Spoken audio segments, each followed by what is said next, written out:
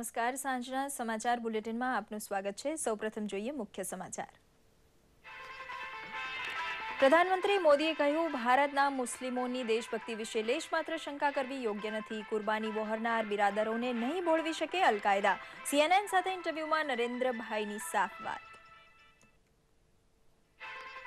Mission સ્વચ્છ ભારતને લોક આંદોલન બનાવવા પ્રધાનમંત્રીની હિમાયત। ગાંધી જયંતિથી બાપુના સ્વચ્છતા બોધને સાકાર કરતા મિશનનો થશે પ્રારંભ।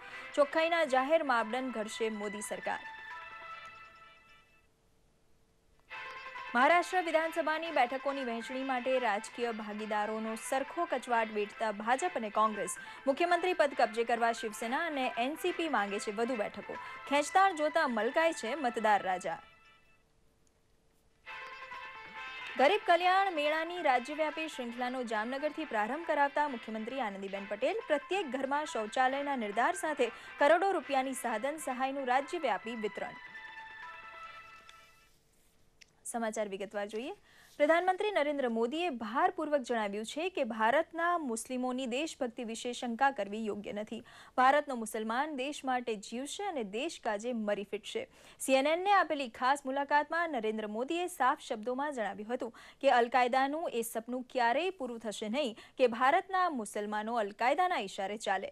ભારતનો મુસ્લિમ કદી પણ ભારતનું બુરું થાય તેવું ઈચ્છશે નહીં। પોતાના અમેરિકાના પ્રવાસ પહેલા પ્રધાનમંત્રીએ આપેલી આ ખાસ મુલાકાત CNN પર 21 સપ્ટેમ્બરે પ્રસારિત થશે।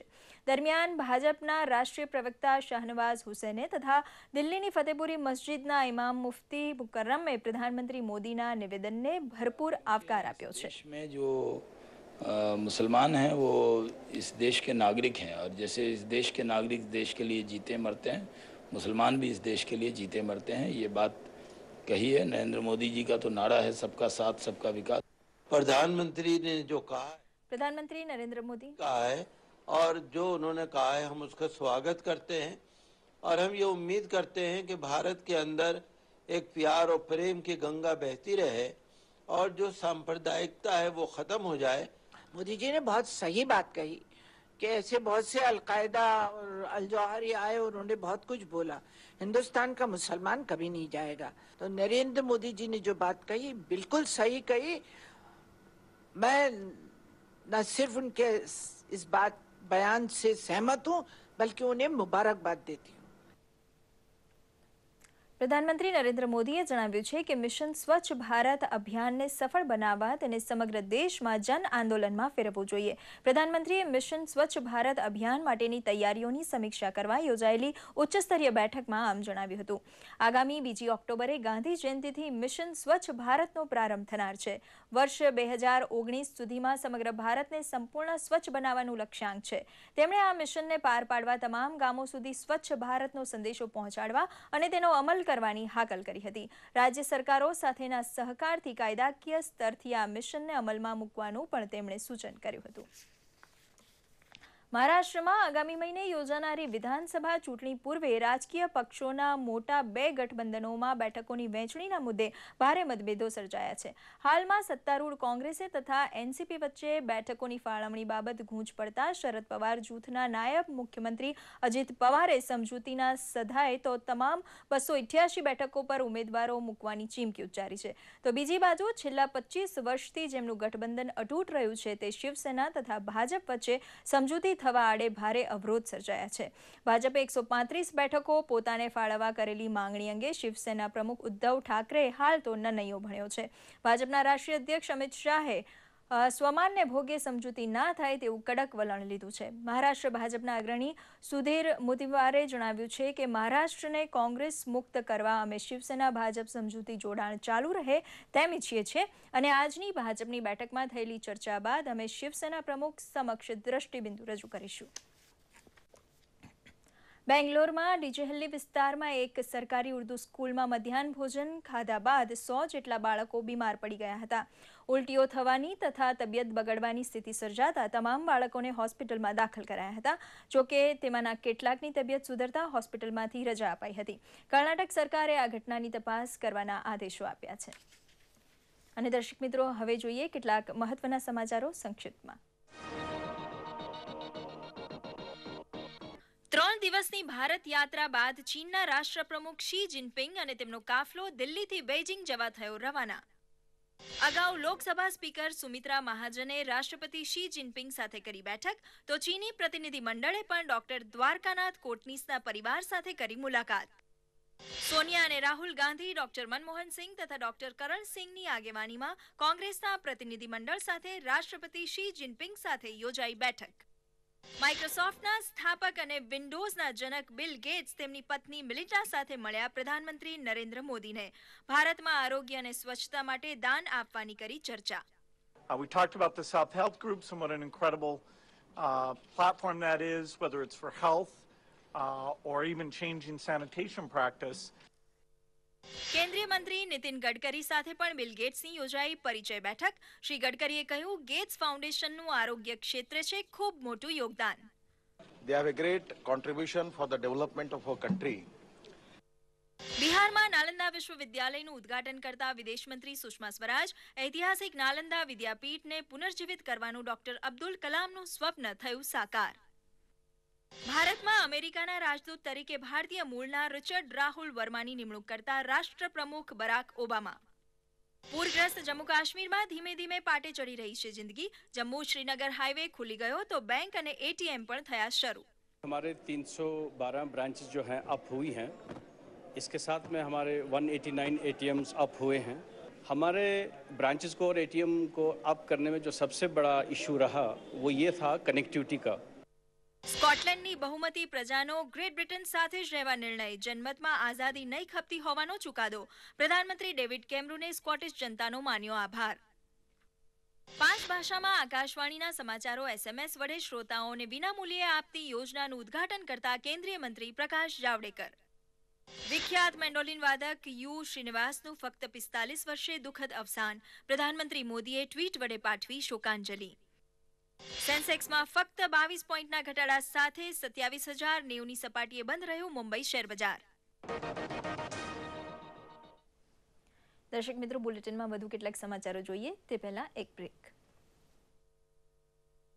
અરે શું કરી રહ્યા છે? બેને મારે ભાણીને ફોટો મૂક્યા છે ફેસબુક ઉપર. આપણો કનેક્શન અહીંયા પણ ચાલુ છે. હા માં, આ બીએસએનએલ છે, આપણું દેશનું શાન. આજે તમારી બહેન અહીંયા પણ હોતી તો કેટલો આનંદ આવત. અરે માં, બેનનો ફોન. જરા મને ફોન તો આપ, બહુ મોંઘું પડશે. ના માં, આ બીએસએનએલ નું 3G નેટવર્ક છે. હવે તો ખુશ. બીએસએનએલ હવે પોતાનાને પોતાથી દૂર ન રાખે.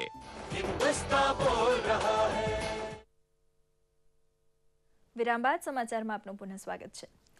ગરીબ કલ્યાણ મેળાની રાજ્યવ્યાપી શ્રૃંખલાનો મુખ્યમંત્રી આનંદીબેન પટેલે આજે જામનગરથી પ્રારંભ કરાવ્યો હતો. આ પ્રસંગે તેમણે જણાવ્યું હતું કે ગરીબ કલ્યાણ મેળાઓએ ગ્રામીણ ગરીબો તથા મહિલાઓ માટે આર્થિક સમૃદ્ધિના નવા દ્વાર ખોલી આપ્યા છે. આ કાર્યક્રમમાં વિવિધ સરકારી યોજનાઓના 10,000 ઉપરાંત લાભાર્થીઓને ₹5.80 કરોડના સાધન સહાય મુખ્યમંત્રીના હસ્તે અર્પણ કરાયા હતા. આનંદીબેને દર વર્ષે રાખી મેળાઓ યોજવાની પણ જાહેરાત કરી હતી. તેમણે વધુમાં જણાવ્યું હતું કે રાજ્યમાં આગામી 3 વર્ષમાં એક પણ ઘર શૌચાલય વિના ન રહે તેવું અભિયાન સમાજના સહયોગથી હાથ ધરાનાર છે. મુખ્યમંત્રીએ જામનગરમાં શહેરી વિકાસ યોજનાને લગતા 1,908 જેટલા વિકાસ કામોના લોકાર્પણ તથા ખાતમુહૂર્ત પણ કર્યા હતા. ગાંધીનગર જિલ્લામાં દહેગામ ખાતે આરોગ્ય મંત્રી નીતિનભાઈ પટેલે જિલ્લા કક્ષાના ગરીબ કલ્યાણ મેળાનો પ્રારંભ કરાવ્યો હતો. આ પ્રસંગે તેઓએ ગરીબ કલ્યાણ મેળાઓમાં મળતી સહાય તથા લાભો અંગે લોકોને જાણકારી આપવા અનુરોધ કર્યો હતો. તેમણે કેન્દ્ર સરકારની ગરીબલક્ષી યોજનાઓ અંગે સરકારી અધિકારીઓને લોકોને માહિતગાર કરે તેવી પણ અપીલ કરી હતી. આ કાર્યક્રમમાં સરકારની વિવિધ યોજનાઓ અંતર્ગત લાભાર્થીઓને સિલાઈ મશીન, સાયકલો તથા વિકલાંગોને જરૂરી સહાય સાધનો અર્પણ કરવામાં આવ્યા હતા. આલા મારા નામે પહેલી બોલતી ફિલ્મ બનાવનાર અર્દેશર ઈરાની ઇતિહાસમાં સર્વત્ર છલવાયેલા છે, પણ તેમના ગુજરાતી ભાગીદાર અને હમસફર ચિમનભાઈ દેસાઈ અને તેમની સાગર મૂવીટોન કંપનીનો ઇતિહાસ લખાયેલો નહોતો, એટલે ગુજરાતને ગર્વ કરવાની તક નહોતી મળી. સંશોધક અને લેખક બિરેન કોઠારીએ પુસ્તક લખી આ ત્રુટિ પૂરી કરી છે. જોઈએ રિપોર્ટ. પહેલી બોલતી ગુજરાતી ફિલ્મ નરસિંહ મહેતા 1932માં બનાવનાર સાગર મૂવીટોન કંપની અને હિન્દી ફિલ્મ ઇન્ડસ્ટ્રીઝના આદ્ય સ્થાપક પૈકીના એક ચિમનભાઈ દેસાઈનું યોગદાન પુસ્તક સ્વરૂપે પ્રગટ થયું છે. હિન્દી ફિલ્મોના એક દુર્લભ દસ્તાવેજ સમાન આ પુસ્તકમાં આમિર ખાને લખ્યું છે કે ભારતીય સિનેમાના આરંભિક વર્ષો વિશે વધુ નોંધાયું નથી, તેથી નિરાશા નિપજે છે. પરંતુ આ પુસ્તક યોગ્ય દિશામાં લેવાયેલું મોટું કદમ છે. સામાન્ય વાચકને રસ પડે એવું હોય એવું કદાચ આ ગુજરાતીમાં તો પહેલું જ પુસ્તક છે અને ગુજરાતી ઉપરાંત અંગ્રેજીમાં પણ એનો અનુવાદ થયો છે. એટલે એ રીતે કહી શકાય કે ફિલ્મ ઇન્ડસ્ટ્રીના 100 વર્ષ નિમિત્તે વિરેન કોઠારીએ, સાર્થક પ્રકાશન અને દીધીસ કોર્પોરેશને અને ગુજરાતે આ ભારતીય ફિલ્મ ઉદ્યોગને આપેલી એક બહુમૂલ્ય ભેટ છે. મૂક ફિલ્મ પછી 1931માં બોલતી ફિલ્મો આવી અને એ દાયકામાં ચિમનભાઈની સાગર મૂવીટોન કંપનીએ અનેક સાહસો ખેડ્યા. હિન્દી સિનેમાના પ્રારંભિક દોરના ગુજરાતી સાહસિક ચિમનભાઈ દેસાઈની જન્મજયંતિ નિમિત્તે બાયોગ્રાફર બિરેન કોઠારી લિખિત સાગર મૂવીટોન પુસ્તકનું વિમોચન કરાયું હતું. બિરેનભાઈએ જણાવ્યું હતું કે આ પુસ્તક માટે સંશોધન દરમિયાન જાણવા મળ્યું કે ઓછા અરસામાં સાગર મૂવીટોન કંપનીએ 6 ભાષામાં 75 જેટલી ફિલ્મ બનાવી હતી. આ કંપનીએ હિન્દી સિનેમાને મહેબૂબ, મોતીલાલ, કનૈયાલાલ જેવા અનેક રત્નો પણ આપ્યા છે. જૂના જમાનામાં સાધનોનો અભાવ, નવી ટેકનોલોજી કોઈ હતી નહીં, સાયકલ જેવાની કોઈ પિક્ચર ચાલતી હોય તો ગીત વગાડવાવાળો સંતાતો ફરતો હોય, આવું બધું અત્યારે કોઈ તકલીફ છે નહીં. ડ્યુએટ બી રેકોર્ડિંગ કરવું તો એ મેલ વોઇસ મદ્રાસમાં થાય છે નહીં, મને ફિમેલ વોઇસ મુંબઈ થાય. આવો બહુ ટેકનોલોજી ઘણી આગળ વધી ગઈ છે. ઇતિહાસ શુષ્ક સમાજ શૈલી વચ્ચે ફિલ્મોના ઇતિહાસનું પુસ્તક પ્રગટ થાય તે ઘટના નાની સૂની તો નથી જ. દૂરદર્શન સમાચાર, અમદાવાદ. કેન્દ્રીય આદિજાતિ કલ્યાણ રાજ્યમંત્રી મનસુખભાઈ વસાવાએ રાજપીપળાના કેવડિયા ખાતે આવેલા નવોદય વિદ્યાલયની મુલાકાત લીધી હતી. તેમણે વિદ્યાલયના મકાનમાં ઉપલબ્ધ સવલતો અને શૈક્ષણિક પ્રવૃત્તિઓ અંગે માહિતી મેળવી હતી. વિદ્યાર્થીઓ સાથે સીધો સંવાદ કર્યા બાદ મંત્રીશ્રીએ સંસ્થા અને વિદ્યાર્થીઓની મુશ્કેલીઓનું સત્વરે સમાધાન કરવાની હૈયાધારણ પણ આપી હતી. અને દર્શક મિત્રો, બુલેટિનના અંતમાં જોઈએ મુખ્ય સમાચાર ફરી એકવાર.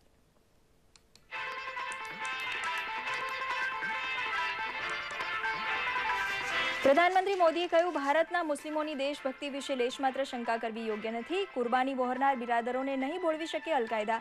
CNN સાથે ઇન્ટરવ્યુમાં નરેન્દ્રભાઈની સાફ વાત.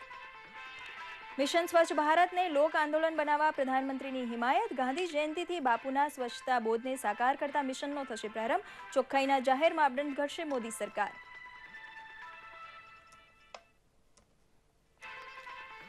મહારાષ્ટ્ર વિધાનસભાની બેઠકોની વહેંચણી માટે રાજકીય ભાગીદારોનો સરખો કચવાટ વેઠતા ભાજપ અને કોંગ્રેસ. મુખ્યમંત્રી પદ કબજે કરવા શિવસેના અને એનસીપી માંગે છે વધુ બેઠકો. ખેંચતાણ જોતા મલકાય છે મતદાર રાજા. અને ગરીબ કલ્યાણ મેળાની રાજ્યવ્યાપી શૃંખલાનો જામનગરથી પ્રારંભ કરાવતા મુખ્યમંત્રી આનંદીબેન પટેલ. પ્રત્યેક ઘરમાં શૌચાલયના નિર્ધાર સાથે કરોડો રૂપિયાની સાધન સહાયનું રાજ્યવ્યાપી વિતરણ. તો આ સાથે આ સમાચાર બુલેટિન સમાપ્ત કરીએ છીએ. નમસ્કાર.